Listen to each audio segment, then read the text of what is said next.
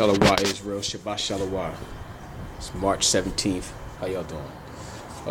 It's March 17th. And we're in Israel. And this is part 4 of the videos that I've been doing. This little series to show what equal parts day, equal parts night looks like. Last week, if you haven't seen it already, I did a video with 2 videos showing you that the sun did not come up the same time, did not go down in the evening the same time as it came up in the morning, meaning 12 hours difference. Did not do that. I proved that. And today, I'm going to show you that the sun is going to come up the same time, roughly 12 hours from when it went down last night. All right, so that is the east. You see the horizon, you can see it's kind of lit up a little bit, because that's where the sun is going to come from. That is the south. I'm panning my camera. And that is the west. And then north, the apartment. Okay. Now I'm on a high floor, so that allows me a good vantage point. Okay, so real quick for my directly challenged Hebrews. And there are plenty of us out here. Fortunately, I've gotten a whole lot better since moving out of the United States and into what we know as Northeast Africa. If you are facing the east, the best telltale sign is to find out where the sun is, where the sun rises in the morning. Where the sun rises in the morning, that's the east. To your right of you will be the south. To your left of you will be the north.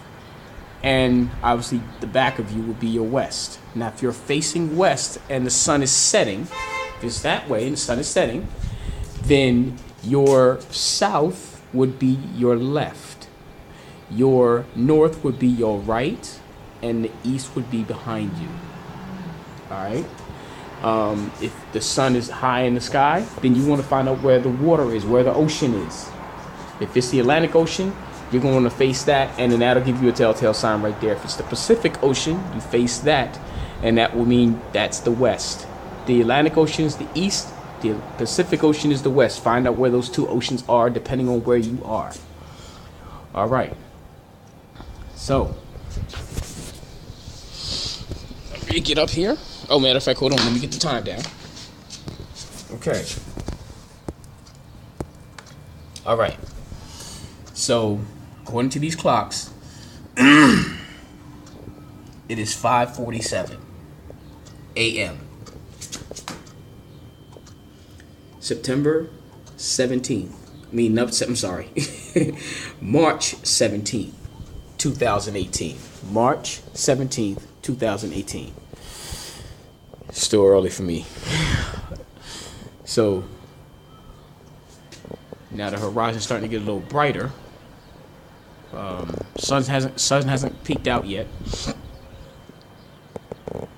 but I felt like it was important to do this, and I've been led by the Spirit of the Most High to break all this down. There's a lot of stuff I'm going to break down, including the new moon thing that our people are following.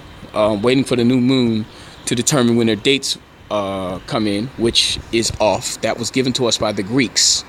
And now subsequently the Muslims follow that, Islam follows that, which, if you know anything about the word pneumania, you'd understand, and look at and research its history, the word and what it actually means, then you'll know that that's not what we were supposed to be doing. That was given to us by the Greeks during the time of the Maccabees.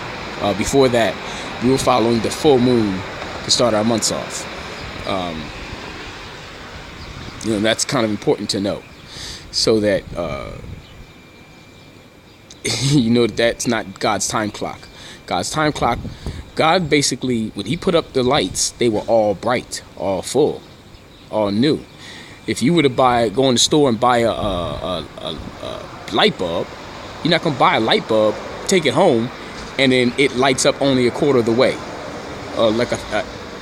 smidgen of the way, and then as time goes on, 30 days later, it's fully bright. That's nonsense. When you buy a light bulb, the light bulb is brand new and fully lit. When you turn that thing on, it's fully lit. That's the same thing God did when he put the moon up in the sky. The same day he put the sun up. The same day he put the same period of time he put the stars up. They were all bright, brand new.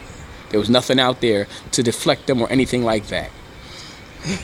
So really, we need to get off this foolishness of being indoctrinated and look up in the sky to see what things really are, because that's what God gave us these things for when in Genesis 1:14 through 19, it clearly states this.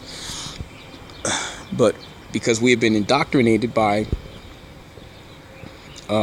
these so-called clearskins, what my friend Ty calls them clearskins, and their education, we have forgotten what our roots are, and our roots are to deal with the land and look at the sky for our time and the dates and months and years and seasons and signs and all those things. That's what that's what this was there for.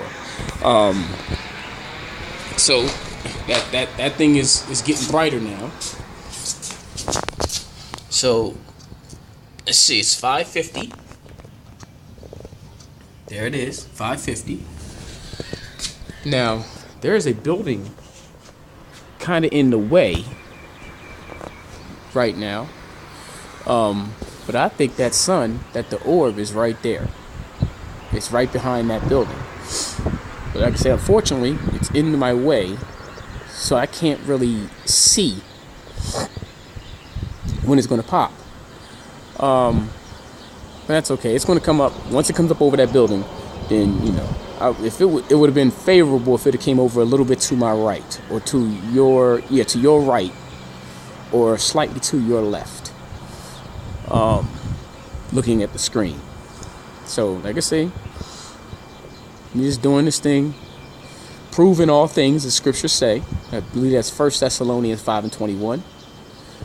Prove all things. Well, the best way to prove all things is to get your camera out or get outside and look for yourself. You know, the best optimal point would be a high point in your area, unless your land is flat and you have no buildings near, too many high buildings around you where you can clearly see. That definitely works. But looking off the mountains or even off the ocean is perfect. I know when I was in Egypt, I used to do it off the Red Sea, and then watch the sun rise up over the Red Sea. It seemed like it was coming out of the water. It was so amazing how beautiful it looked. And then when it set, it would set over the mountains, which was amazing in itself. Okay, there's the orb right there. Okay.